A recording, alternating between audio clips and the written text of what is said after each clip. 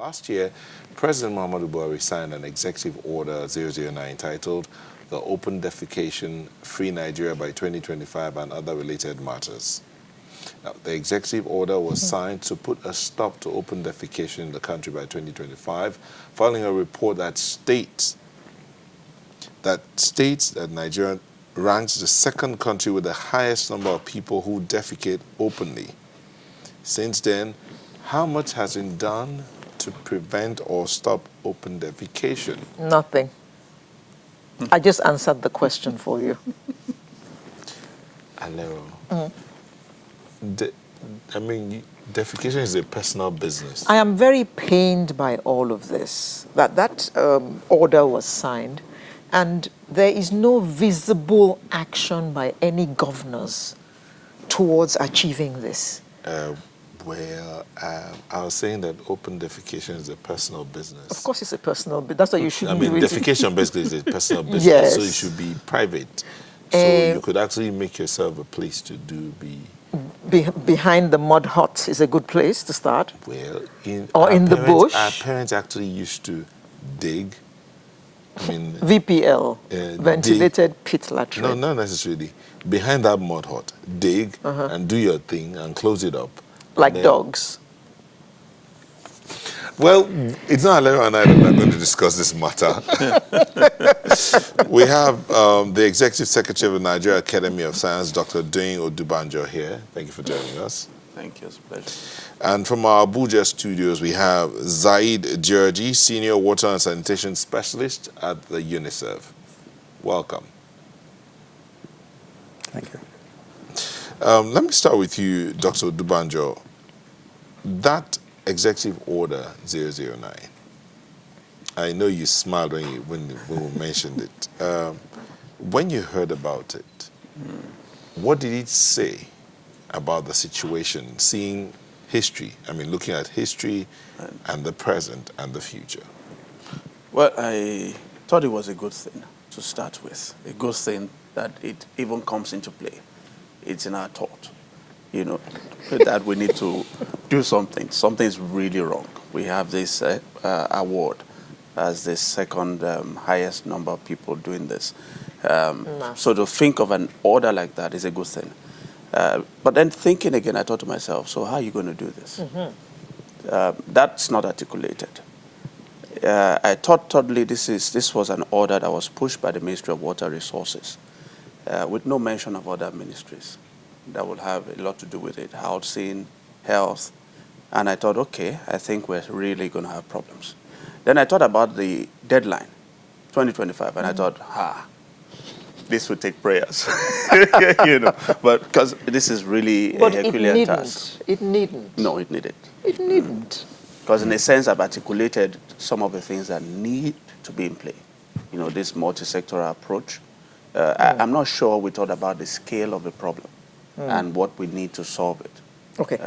Dr. Odubanjo, the president made this order, but at the end of the day, the implementation will be at the local level. Absolutely.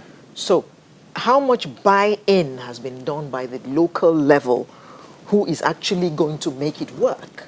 Are they even aware of this order? One of the reasons also that I did leave out and why I smiled also was the fact that how many people know about the order? I'm not even talking at grassroots level or whatever. How many of us in our cities who watch TV or listen to the radio know what the order is? And I've asked somebody who said, oh, what are you going to do there? What are you going to talk about? And I said, Executive Order 9. I said, what is that? And that tells you that there are issues because this is not something that's going to be fixed by the government alone. This would take the buy-in by everybody. And that kind of publicity is in there. Okay, so let me get to you, Georgie. Georgie, the executive order signed by the president pointed to one thing, that all public places, including schools, hotels, fuel stations, places of worship, marketplaces, hospitals, and offices have accessible toilets and latrines within their premises. But looking at it from what do you think? Do you think it's possible that this executive order be fully implemented within the country to reduce its numbers? Okay, first of all, good morning, ladies and gentlemen, and thank you for hosting me. In a country like Nigeria, I think everything is possible. Nigeria is the giant of Africa. I mean, you enjoy the best resources in the world. You have water, you have fertile land, you have human resources, and you have oil. It's a matter of willingness and channeling those resources into the direction that needs to be. Now, the executive order, it's a policy statement. It's a policy statement by the government when the government feels that there is a critical issue that needs to be addressed. And I think this is what has happened. I mean, it's the executive order and so many things that have happened over the past 1 year and a half. I think the issue of sanitation has been put to the front. But of course, I mean, it's complicated. It's complicated because it needs synchronization. And as you mentioned earlier, the 3 tiers of the government will need to work in harmony. And also, it's a responsibility of the people themselves. Now, within the executive order, ending open defecation became a commitment of the government. The executive order has put the action plan, the national roadmap for ending open defecation into effect. The Secretariat for the Clean Nigeria campaign has been established, and the Secretariat is authorized to act on behalf of the President to ensure that there are facilities, latrines in all public places, and motor parks, and fuel stations, and hospitals, and schools, everywhere. And then it asks all the ministries, the departments, and the agencies to comply with this rule. And it asks the Assembly, the National Assembly, and the State House Assembly to enact legislations to ensure that this executive order is implemented. I mean, it's an emergency situation that was declared towards the end of 2018, and ending open defecation was one of them. But it needs work and harmony between all these tiers of the government. And there is something that is happening. I mean, there are 3, 4 states that have adopted this. They have domesticated the plan, and they want to start to work. The plan for ending open defecation was established in 2016. It was launched by the Federal Ministry of Water Resources. UNICEF helped to develop that plan. The plan aims at ending open defecation by the year 2025, 10 years. Now, the action is somehow slow. So the closer we get to 2025, it means that more work will need to happen. And as you all know, the percentage of people practicing open defecation is 25%. This is 1 in 4 people. It's a lot. But India has done it. Why Nigeria cannot do it? As I said earlier, all the components required are there. What we need is the willingness to move forward. Okay, you just mentioned something about legislation. You're thinking that legislation will make it more effective? First of all, legislations are there so that we don't forget. I mean, so that authorities always remember that there is something that will need to be pursued. This is the most important thing. Of course, the legislation talks about imposing penalties and things like that, but it's more for the commitment part, especially at the state level. I think the state authorities play a major role here. And playing a major role, I mean, there are 2 distinct directions. First is to show leadership in holding the authorities responsible for setting plans, for following up on the implementation of those plans, and for providing the resources that are required. On the other hand, when we talk about leadership, it's leadership towards the people themselves. People at the end, I mean, ending open defecation, it's behavioral change. People have been doing something over so many years, and then all of a sudden, they will need to change that. It has to be based on conviction. So here comes the role of media, radio, TV, newspapers, and also the leaders, the way they talk to their people, and to tell them that this is a national priority and something needs to be done about it. And Dr. Odubanjo, at the core of this matter is water. Right. And he has told us that the Ministry of Water Resources is fully behind this. And Right. maybe it was even their own suggestion.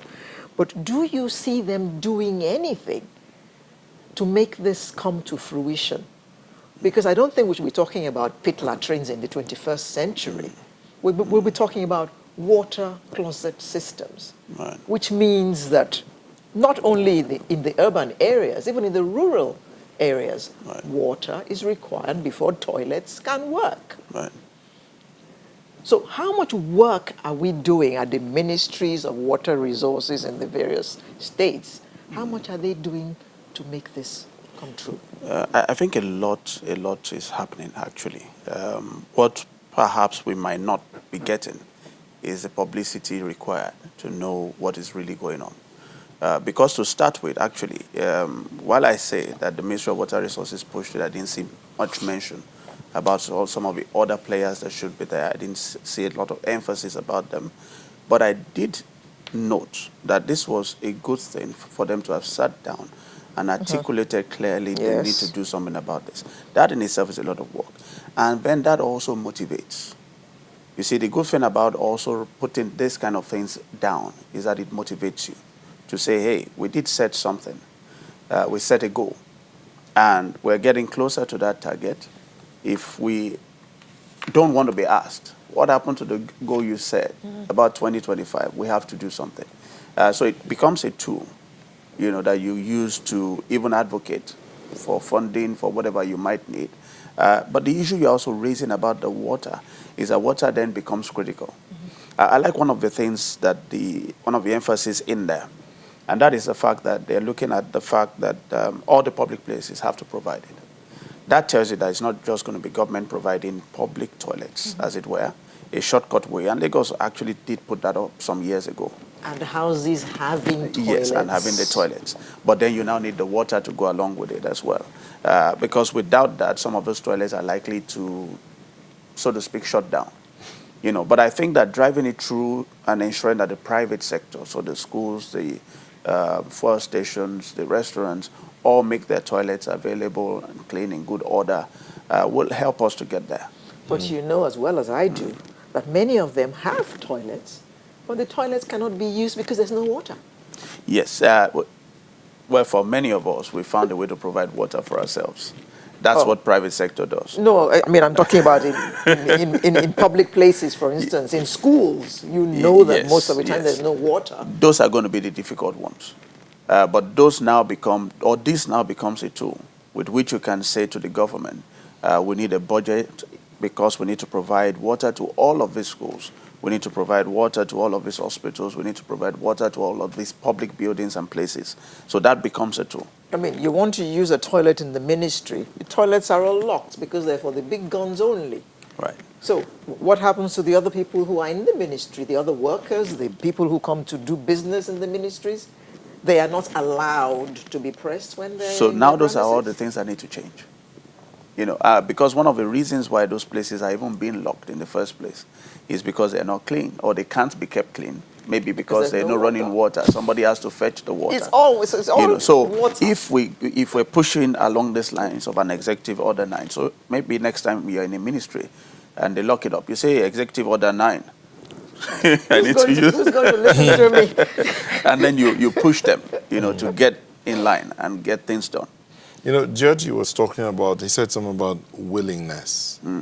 It's one thing for the executive order to put out there. The other part is willingness. Willingness now, not just on the part of government, but also on the part of the citizenry as well.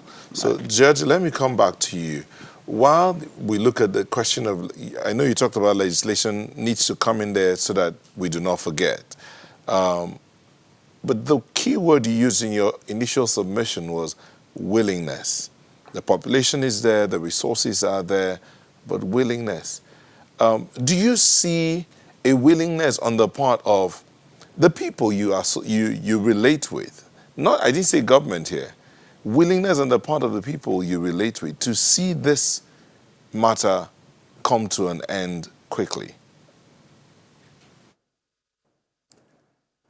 Well, the willingness is there, but as I said, I mean, there is a saying, it takes two for a tango. In this case, it takes 3 or 4 for a tango, I guess. People, we need to change their conviction. I mean, I work for UNICEF, and with UNICEF, so far we have been able to convert 14 of the 774 LGAs into open defecation-free LGAs. And I mean, if you tell me the people, yes, because we were able to use the tools that were developed, the community-led total sanitation. It's an approach. People have to be talked to. They will need to be convinced. They will need to be made aware of the dangers of open defecation, the diseases it could bring to the people falling sick, kids not going to school and losing an opportunity to learn, grown-ups not attending to work and not being able to bring bread to the family, privacy for women and for girls going out into the bush. All of these things people might not be aware of because they have been doing something that they have done for years and years, and they haven't seen anything better than that. But what matters most is that when those people get to a point of conviction, like, yes, we want to do it, they need to turn, and there will need to be resources to help them achieve what they want to do. So this is very, very important. One thing that was mentioned also by your guests, which is the importance of water, and I fully support that. When we talk about sanitation, in fact, we say WASH, and WASH stands for water, sanitation, and hygiene. And those 3 elements, they go hand in hand. There's no point in having a latrine without having water that you can use to wash your hands and a hygiene facility. So it is, I mean, it's a package, and they should be brought in together to be able to achieve the objective. Again, I say it's a difficulty. At the end, it's not rocket science, but the difficulty here is the scale. Nigeria is a populous country. We are talking about 200 million people and 1/4 of the population.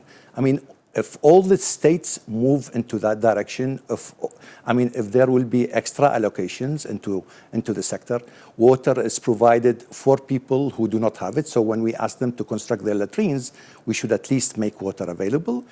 Within the roadmap of ending open defecation, 3/4 of the budget will come from the people themselves. So, I mean, that's why it's relatively easier than water. I mean, water is the responsibility of the state, of the government. It's a capital investment. But then we get into another problem, which your guests dwelled into. It's the sustainability element. In Nigeria, sustainability is not very good. So what happens is that you put a capital investment, but then you do not take good care of it. After time, it deteriorates, and you lose that capital investment. So the gap that you have been able to bridge before is becoming another gap in 1, 2, or 3 years. And this is an element that needs to be focused on. Georgie, and we're back to continue this conversation in a bit. Please stay with us.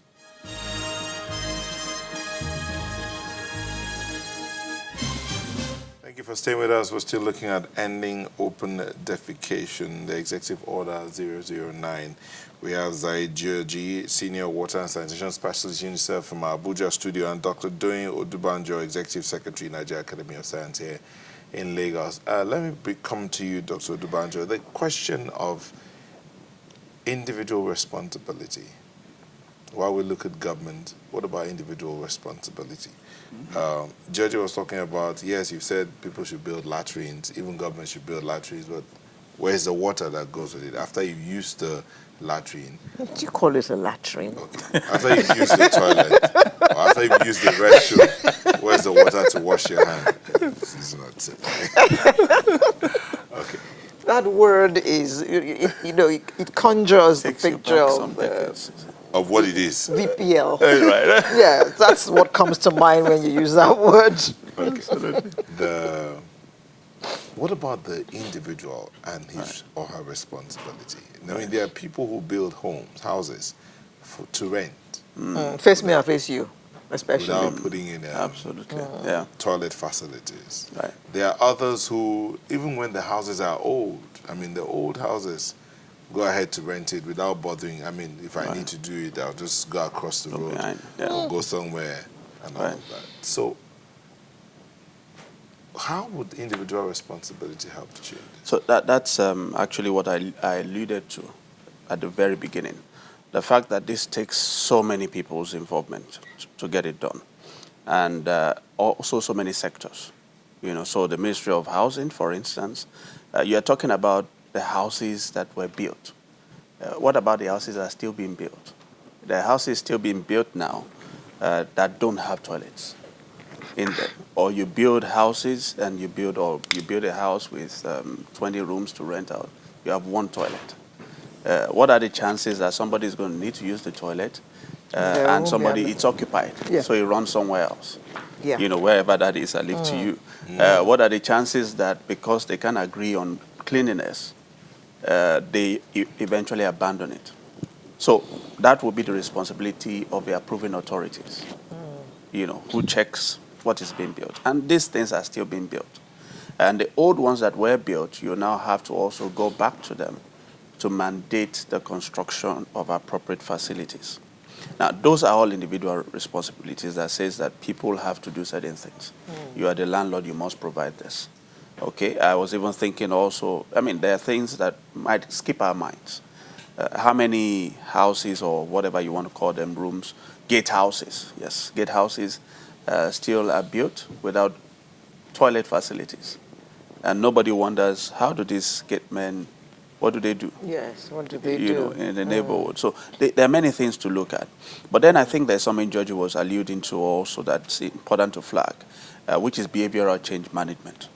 Meaning that at the end of the day, after you might even provide whatever you need to provide, human behavior, yes, has to be changed. And that is usually a very difficult thing in practice. How do you get people to change their whole ways of life? And for that, you have to do a lot of public enlightenment, a lot of education. It's taken lightly. And I can assure you, if you came up with a budget for achieving, Executive Order 9, and you showed them that education is going to take, so many millions or whatever, somebody will say, what for?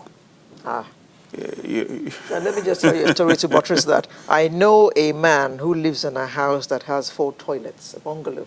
But every morning, he would wake up in the morning and go and pee outside. So when he was accosted, he said, that first pee in the morning is different.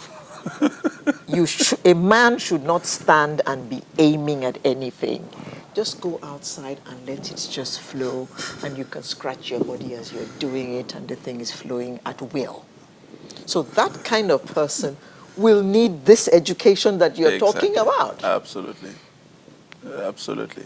You are And not you'll also be impressed. shocked. I'm just wondering how we think, how human beings think. Yes. Okay, you know also what we do now. We build toilets, and when you build a public facility and you build a modern toilet, kind of facility, you'll have the toilet bowls, okay? But you have the urinals for the men.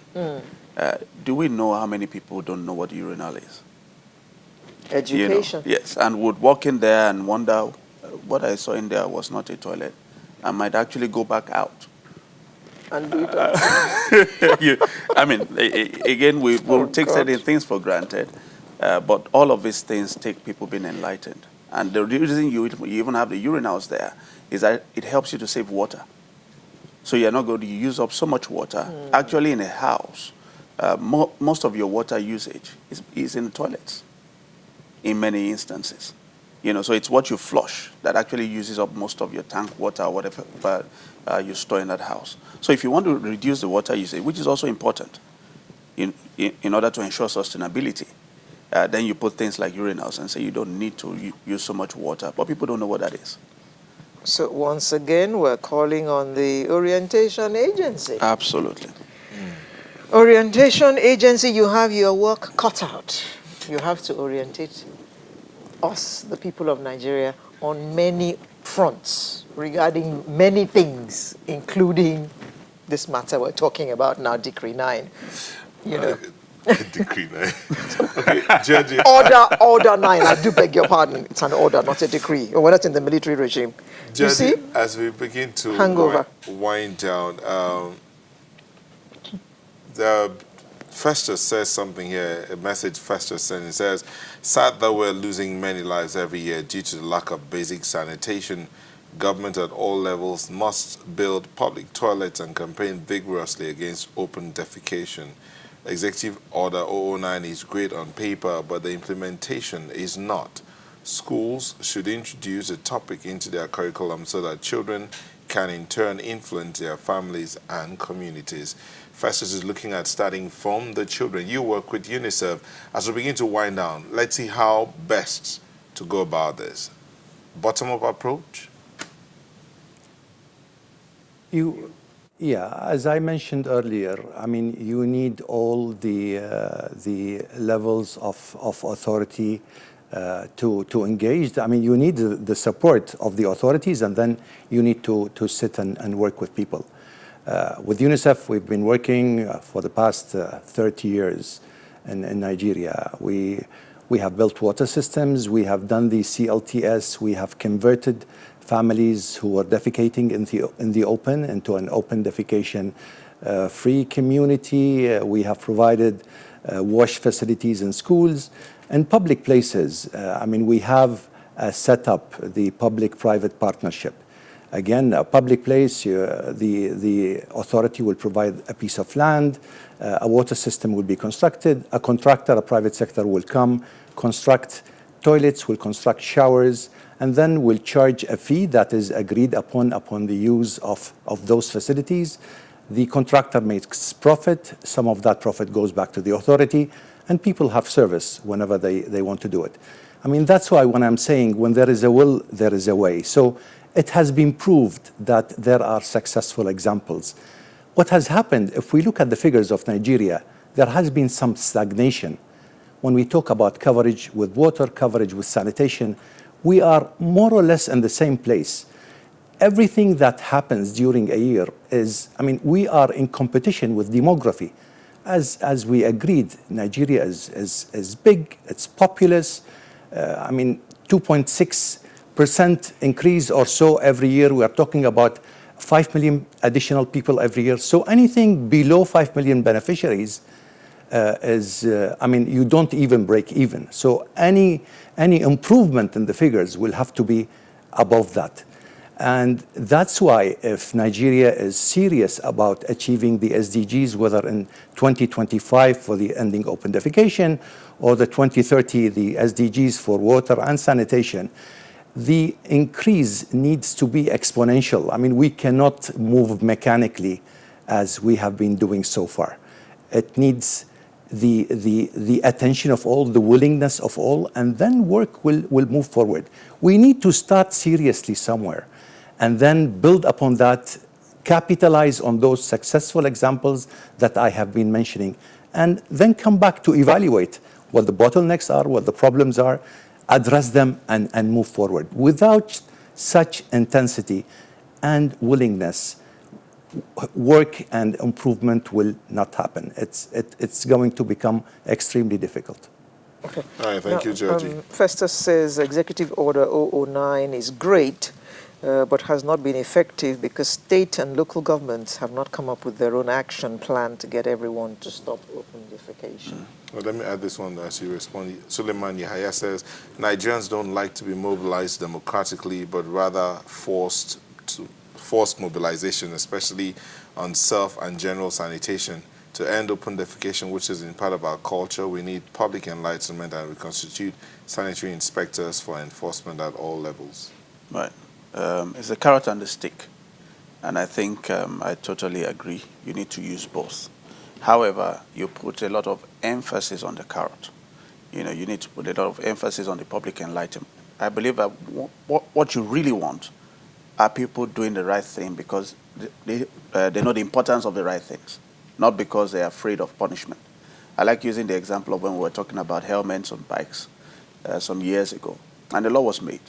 You know, people tried to comply, but they failed many times. In fact, you carry a passenger then when we had Okadas freely, and you give him a helmet, the guy will hold it above his head. You know, just to show you, I have one, don't arrest us, I have one. But he doesn't understand why he needs to wear one. So if you get people to understand why they need to wear one, why you need to do this, why no open defecation, like Georgie was saying, what are the complications of that?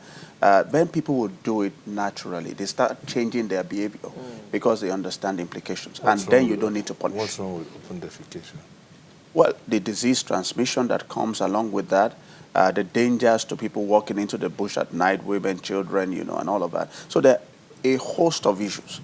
And if we take the time to engage people at all levels, government, non-government, that is the states have to be engaged, local governments have to be engaged, the public has to be engaged. And if we do that right, it will be difficult at first, but once you do that right, things will pick up quite exponentially. And to buttress that, we're told that in 2018, 455 billion naira was spent in treatment of diseases arising from open defecation. Ali Amoni says, what can urban sanitation and water governance include stakeholders' collaboration? Says we don't even have guiding rules. So again, the willingness to get it done. Well, we've had Zaid Georgie, Senior Water and Sanitation Specialist, who's of the UNICEF, join us from our Abuja studio, and Dr. Doyin Odubanjo, Executive Secretary, Nigeria Academy of Science, was here in our Lagos studio. Thank you, gentlemen, for sharing.